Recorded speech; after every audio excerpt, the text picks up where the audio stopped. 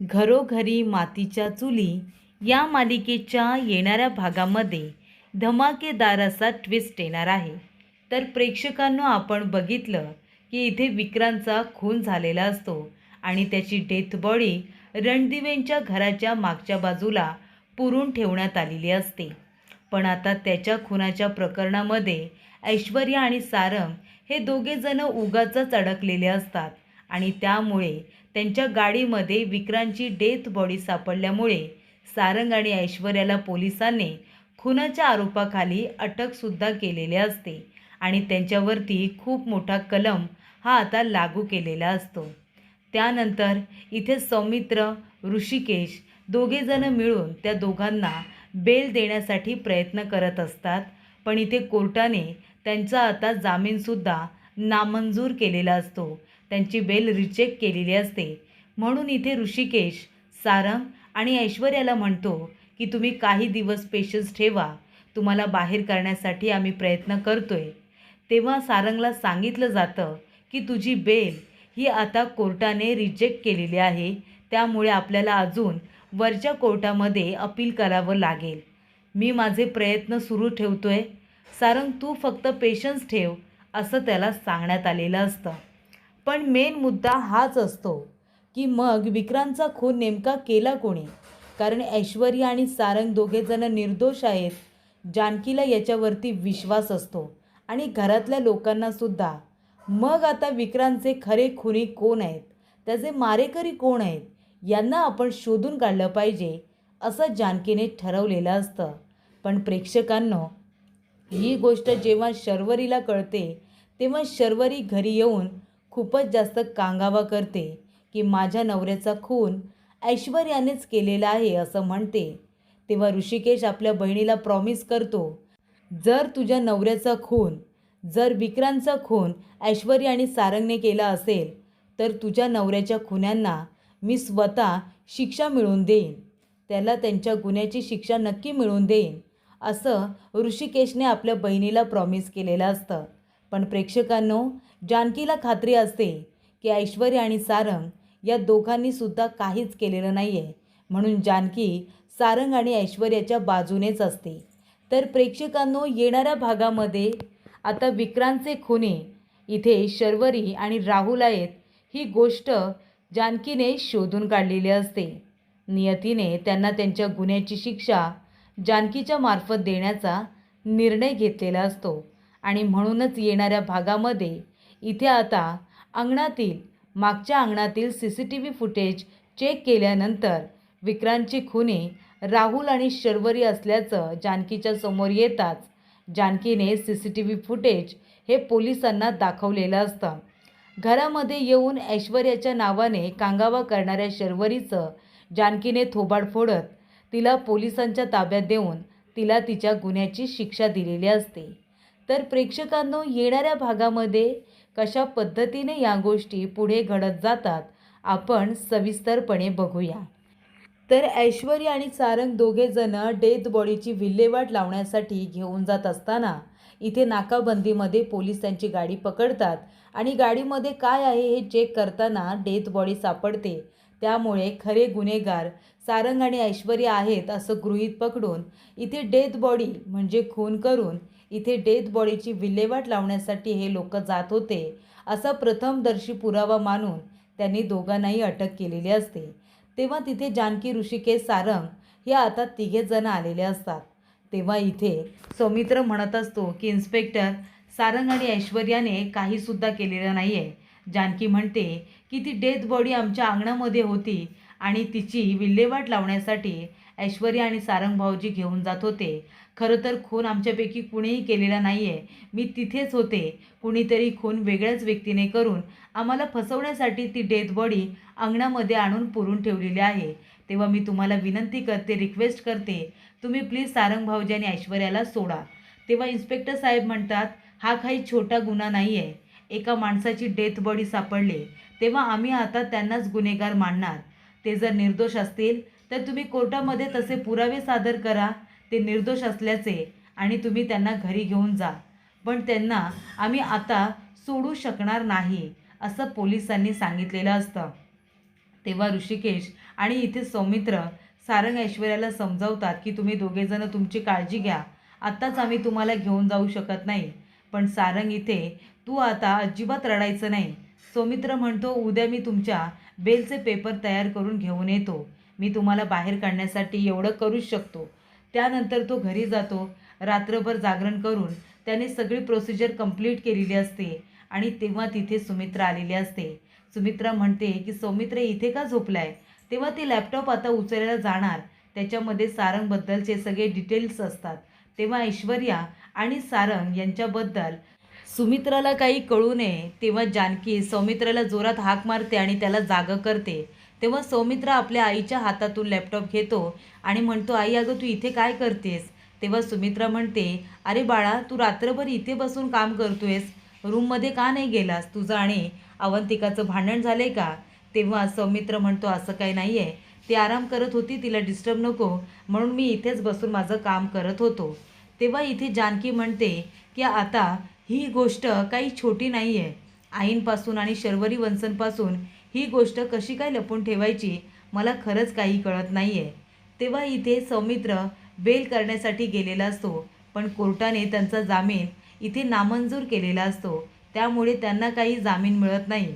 तेव्हा ऋषिकेश आणि सौमित्र सारंग ऐश्वर्याला म्हणतात की तुम्ही थोडेसे पेशन्स ठेवा, मी वरच्या कोर्टामध्ये अपील करतो, नाहीतर कोर्टामध्ये केस उभी राहिली तर तुम्ही निर्दोष असल्याचे आपल्याला पुरावे द्यावे लागतील, पण तुम्हाला आता धीर धरावा लागेल असं सौमित्र आणि ऋषिकेश सांगतात. तेव्हा सारंग रडत असतो कारण त्याला जेलमध्ये राहायचं नसतं. त्याचबरोबर इथे आता ही गोष्ट शर्वरी वंशांना कशी सांगायची, त्यांना खूप मोठा धक्का बसेल असं जानकीला वाटत असतं. पण प्रेक्षकांनो इथे आता सुमित्रा विचारते अगं जानकी मला सकाळपासून आपला सारंग आणि ऐश्वर्या दिसत नाही आहेत, कुठे आहेत ते दोघेजणं. ही गोष्ट आता लपून राहण्यासारखी नसते. आणि तेव्हाच प्रेक्षकांनो इथे आता सौमित्र शर्वरीला सांगतो की आपल्याला विक्रांतची डेथ बॉडी सापडलेली आहे, कारण इथे शर्वरी नाटक करत असते विक्रांतला शोधण्याचं. तेव्हा पोलिसांना डेथ बॉडी भेटल्यानंतर ते शर्वरीला फोन करून सांगतात आणि तेव्हा शर्वरीला कळतं की ही डेथ बॉडी सारंग आणि ऐश्वर्याच्या गाडीमध्ये सापडली. तेव्हा शर्वरी म्हणते बरं झालं, मला हवं ते झालं, आता सगळा आरोप ऐश्वर्यावरती टाकून मोकळी होते. तेव्हा शर्वरी आता कांगावा करतच रणदीप यांच्या घरी येते आणि म्हणते की दादा अरे हे सगळं काय आहे. मला माहिती आहे की माझ्यामध्ये आणि विक्रांतमध्ये भांडण होत होतं, पण याचा फायदा त्या ऐश्वर्याने करून घेतला. दादा मला पूर्णपणे खात्री आहे की ऐश्वर्यानेच माझ्या नवऱ्याचा खून केला आहे. तेव्हा जानकी म्हणते शर्वरी वंश शांत व्हा, अहो खरंच असं काही नाही आहे. ती डेथ बॉडी आहे ना, ती किती दिवस तरी इथे मागच्या अंगणामध्ये कुणीतरी पुरून ठेवली होती. आम्हाला तिघांनासुद्धा त्याबद्दल काहीच माहिती नव्हतं. ऐश्वर्या आणि सारंग भाऊजींनासुद्धा माहिती नव्हतं, हे मी तुम्हाला सांगू शकते. तेव्हा शर्वरी म्हणते बास झालं, त्या ऐश्वर्याला माझ्याकडून बदला घ्यायचा होता ना, म्हणून तिने असा वचपा काढला. तिने मुद्दामूनच माझ्या नवऱ्याला मारलेला आहे, मला खात्री आहे दादा. आता तू मला सांग, माझ्या नवऱ्याच्या गुन्हेगारांना शिक्षा झाली पाहिजे की नाही ते सांग. ते ऐश्वर्या तिने जाणून बुजून हे सगळं केलं आहे आणि आता म्हणते की तिने खून केलेला नाही आहे. तेव्हा इथे फॉरेन्सिक लॅबमधून आता रिपोर्ट आलेले असतात, त्यांच्यानुसार हे सिद्ध झालेलं असतं की इथे विक्रांतचा खून हा आत्ताच झालेला नाही आहे, तर त्याचा खून करून 8 दिवस झालेले आहेत. आणि त्यामुळेच इथे आता 8 दिवस तर विक्रांतच्या गायब होण्याला सुद्धा झाले होते, म्हणजे कुणीतरी 8 दिवसांपूर्वीच त्याचा खून केला आहे, ही गोष्ट आता रिपोर्टनुसार सिद्ध झालेली असते. तेव्हा इथे जानकी तिला समजावून सांगण्याचा प्रयत्न करत असते, पण इथे शर्वरी काही ऐकायला तयार नसते. तेव्हा प्रेक्षकांनो जानकी आता ऐश्वर्या आणि सारंगला भेटायला पोलीस स्टेशनला जाते आणि ती म्हणते की शर्वरी वंशनचा असा गैरसमज झाला आहे, त्यांना असं वाटतंय की हे सगळं ऐश्वर्याने मुद्दामून केलं आहे त्यांच्याकडून बदला घेण्यासाठी. तेव्हा ऐश्वर्या म्हणते नाही जानकी, मी शपथ घेऊन तुला सांगते, माझ्या डॅडाची शपथ, मी इथे विक्रांत भाऊजींचा खून काय करेन, मला काय मिळणार आहे त्यांचा खून करून, आणि शर्वरीकडून तरी मी कसला बदला घेऊ. त्यामुळे मी खरंच काहीच केलेलं नाही आहे, शर्वरी उगाचच माझं नाव घेते. तेव्हा जानकी म्हणते की मला माहिती आहे ऐश्वर्या, तू आणि सारंग भाऊजीने काहीच केलेलं नाही आहे, त्यामुळे मी तुमच्याबरोबर आहे.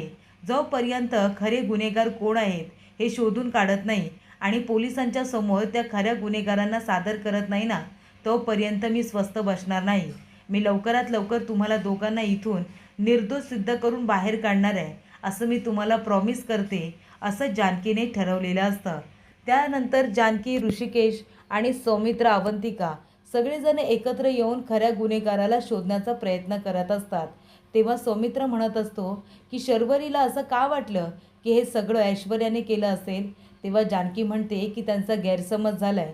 मला खात्री आहे या वेळेला ऐश्वर्या चुकीची नाही आहे. तेव्हा इथे अवंतिका म्हणते, पण आता खऱ्या गुन्हेगारांना आपण कसं शोधायचं, कसे भेटणार आहेत ते आपल्याला. तेव्हा फॉरेन्सिक लॅबच्या रिपोर्टनुसार डेथ बॉडीला 8 दिवस झालेले आहेत आणि ती सुद्धा पुढच्या अंगणामध्ये न पुरता ती डेथ बॉडी मागच्या अंगणामध्ये पुरण्यात आली होती. तेव्हा मग कुणीतरी हे सगळं मुद्दामून केले आपल्याला अडकवण्यासाठी. पण कोण असेल आणि विक्रांत भाऊजींची अशी कुणाशी काही दुश्मनी असेल की डायरेक्ट त्यांचा खून करण्यात आला असेल. कारण विक्रांत भाऊजींसारखा हसणारा खेळणारा माणूस याची कुणाजवळ इथपर्यंत दुश्मनी असेल की त्यांचा खून करण्यात यावा, या गोष्टीवरती तरी माझा विश्वास काही बसत नाही आहे. तेव्हा ऋषिकेश म्हणतो, जानकी तू बरोबर जरी बोलत असलीस ना, तरी पण एक गोष्ट मी तुला सांगतो, जर विक्रांतच्या खुनाच्या मागे ऐश्वर्याचा हात असेल ना, तर मी अजिबात तिला माफ करणार नाही. मी माझ्या बहिणीला प्रॉमिस केलं आहे, तिच्या नवऱ्याच्या गुन्हेगाराला मी शिक्षा देणारच. तेव्हा जानकी म्हणते की तुम्ही तुमचं प्रॉमिस पाळा, मी माझं प्रॉमिस पाळणार आहे. मी इथे ऐश्वर्या आणि सारंग भाऊजींना न केलेल्या गुन्ह्याची शिक्षा भोगू देणार नाही, हे माझं पण प्रॉमिस आहे त्यांना. तेव्हा प्रेक्षकांनो, इथे आता जानकी इन्व्हेस्टिगेशन तिच्या पद्धतीने सुरू करते. ज्या ठिकाणी आता विक्रांतला इथे आता गाडून ठेवण्यात आलेलं असतं, तिथे ती शोधाशोध करायला सुरुवात करते. आणि प्रेक्षकांनो, तिथे एक महत्त्वाची गोष्ट तिला सापडते. विक्रांतला जेव्हा इथे पुरण्यात येत असतं ना, तेव्हा राहुल आणि शर्वरी दोघेजण त्याला पकडून त्या खड्ड्यामध्ये टाकत असतात. तेव्हा शर्वरीचं कानातलं त्याच्यामध्ये पडलेलं असतं आणि त्याचबरोबर तिच्या हातामध्ये जी आता अंगठी असते, जे एखादं ब्रेसलेट असतं, त्या काही गोष्टी आता घाईघाईमध्ये तिथे पडलेल्या असतात आणि त्या गोष्टी एक एक करून त्या खड्ड्यामधून आता बाहेर आलेल्या असतात आणि त्या जानकीला सापडतात. तेव्हा जानकीला खूप मोठा धक्का बसतो. ती म्हणते की हे कानातलं आणि ही अंगठी तर शर्वरी वंशंची आहे, मग ही इथे काय करते. आणि तेव्हा जानकीला वाटतं की काहीतरी गडबड नक्की आहे आणि म्हणूनच ती आता अंगणाच्या मागचं CCTV कॅमेरा असतो, त्या कॅमेऱ्याचं CCTV फुटेज तिला बघायचं असतं. आणि म्हणूनच प्रेक्षकांनो, अंगणाच्या मागचं CCTV फुटेज आणि त्याच्या बाजूला रस्त्याने जाताना सुद्धा एका आता झाडाला CCTV कॅमेरा असतो, त्या गोष्टी आता ती चेक करते आणि ही गोष्ट शर्वरीला कळू नये याची पूर्ण काळजी घेते. तिने अंगठी आणि कानातलं जपून ठेवलेलं असतं आणि CCTV फुटेज हे आता चेक करताच तिला समजलेलं असतं की इथे खरे गुन्हेगार दुसरे तिसरे कुणी नसून शर्वरी आणि तिचा बॉयफ्रेंड राहुल आहेत.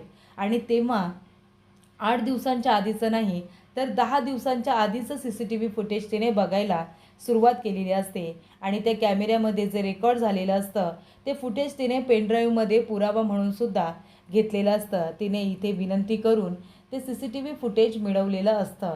आणि तेव्हाच प्रेक्षकांनो, आता दुसऱ्याच दिवशी कोर्टामध्ये पहिली हेअरिंग असते आणि त्याच्या आधीच इथे जानकीला काही पुरावे सापडलेले असतात. तेव्हा इथे घरी पुन्हा एकदा शर्वरी आलेली असते आणि ती म्हणते की ऐश्वर्या आणि सारंग या दोघांना मी सोडणार नाही आहे. सारंगसुद्धा ऐश्वर्याच्या नादाला लागून त्याने माझ्या सुखी संसाराला इथे आता बुडवण्याचा प्रयत्न केला आहे. माझ्या नवऱ्याला मारून टाकलं त्यांनी. मी सोडणार नाही आहे त्यांना. कोर्टामध्ये त्यांच्या विरोधात साक्ष देईन आणि खडी फोडवायला पाठवेन आयुष्यभरासाठी. तेव्हा तिथे जानकी येते आणि म्हणते, खरंच शर्वरी वंश, खरंच तुम्ही तसं करणार आहात का? खऱ्या गुन्हेगाराला तुम्ही शिक्षा देणार आहात? तेव्हा शर्वरी म्हणते, हो, जे कोणी खरे गुन्हेगार असतील ना, त्यांना मी शिक्षा दिल्याशिवाय राहणार नाही. तेव्हा इथे जानकी म्हणते, मग चला चला पोलीस स्टेशनला. आणि ती आता तिला ओरफडत पोलीस स्टेशनला घेऊन जात असते. ऋषिकेश म्हणत असतो, जानकी अगं हे काय करतेस तू? तेव्हा जानकी म्हणते, चला कळेल तुम्हाला थोड्या वेळातच. तेव्हा जानकी CCTV फुटेज आता पेनड्राईव्हमध्ये घेऊन इथे आता गुन्हेगार शर्वरीला आपल्याबरोबर घेऊन पोलीस स्टेशनला जाते आणि म्हणते की इन्स्पेक्टर साहेब, मी तुम्हाला सांगितलं होतं ना की खरे गुन्हेगार ऐश्वर्या आणि सारंग नाही आहेत. खरे गुन्हेगार कुणीतरी वेगळेच आहेत म्हणून. तर खरी गुन्हेगार दुसरी तिसरी कुणी नसून विक्रांत भाऊजींची बायको शर्वरी वंश आहेत. तेव्हा शर्वरी म्हणते, जानकी वहिनी अगं काय बोलतेस तू? मी असं काही केलेलं नाही आहे. तेव्हा ऋषिकेश म्हणतो, जानकी तुला वेळ लागले का? हे काय बोलतेस? असं शर्वरी का करेल? तेव्हा जानकी म्हणते की ते आता शर्वरी वंशच सांगते, आधी तुम्ही सगळेजण हे CCTV फुटेज बघा. तेव्हा पोलीस स्टेशनमध्ये इथे आता एका लॅपटॉपला ते CCTV फुटेज बघण्यासाठी पेनड्राईव्ह अटॅच केला जातो. तर त्याच्यामध्ये आता बघितलं जातं की रात्रीच्या वेळेला शर्वरी आणि राहुल तिचा बॉयफ्रेंड दोघेजण इथे आता विक्रांतची डेथ बॉडी घेऊन गाडीमधून आलेले असतात. त्याची डेथ बॉडी गाडीच्या डिक्कीमधून काढून इथे आता रणदीव यांच्या घराच्या मागच्या अंगणामध्ये खड्डा करून इथे राहुल आता खड्डा करतो आणि त्याच्यामध्ये दोघेजण मिळून आता ती डेथ बॉडी पुरून ठेवतात. तेव्हा हे फुटेज बघितल्यानंतर शर्वरी आणि राहुल दोघेजण एकमेकांना मिठी मारून तिथून आता पळून जातात. तेव्हा जानकी म्हणत असते की आता तुम्ही सगळ्यांनी हे CCTV फुटेज बघितलंच असेल. त्याच्यामध्ये शर्वरी वंश आणि राहुल आहे. हे दोघेजण विक्रांत भाऊजींना घेऊन आले आणि त्यांना खड्ड्यामध्ये पुरून ठेवलं. म्हणजे खरे गुन्हेगार ते आहेत हे फुटेजवरून सिद्ध होत आहे. आता त्यांनी हे सगळं का केलं हे तुम्ही विचारा. तर अशा रीतीने प्रेक्षकांनो CCTV फुटेज आता पोलिसांना दाखवत खरी गुन्हेगार शर्वरी आणि राहुल असल्याचं जानकीने सिद्ध केलेलं असतं. घरामध्ये येऊन कांगावा करणाऱ्या इथे शर्वरीला धक्के मारत आता पोलीस स्टेशनला घेऊन येत जानकीने तिला पोलिसांच्या स्वाधीन करत तिला तिच्या गुन्ह्याची शिक्षा दिलेली असते. आणि इथे सारंग आणि ऐश्वर्या दोघेही जण निर्दोष आहेत असं सिद्ध करत त्या दोघांना अगदी व्यवस्थितरित्या सुखरूपरित्या घरी परत घेऊन आलेले असते. आणि विक्रांतचे खरे गुन्हेगार शर्वरी आणि राहुल यांच्यावरती तुम्ही कारवाई करा. त्या दोघांनी हे सगळं कशासाठी केलं हे आता तुम्ही शोधून काढा असं जानकी पोलिसांना सांगत इथे ऐश्वर्या आणि सारंग यांना निर्दोष सिद्ध करून घरी घेऊन आलेले असते. आणि त्यांना दिलेलं प्रॉमिस हे आता जानकीने अशा रीतीने पूर्ण केलेलं असतं. शर्वरीचा हा नीचपणा समोर आल्यानंतर इथे आता ऋषिकेश तिचा थोबाड फोडतो आणि स्वतःच्याच नवऱ्याला मारायला तुला लाज वाटली नाही का? तुझे हात कसे धजावले नाही ग? असं इथे आता ऋषिकेश म्हणतो आणि तिचं थोबाड फोडत तिला पोलिसांच्या स्वाधीन करतो आणि तिच्यावरती कठोरातली कठोर कार्यवाही करा असं आता पोलिसांना सांगत इथे आता शर्वरीला तिच्या गुन्ह्याची शिक्षा मिळवून देत तिथेच तिला सोडून सगळेजण आता पुन्हा घरी आलेले असतात.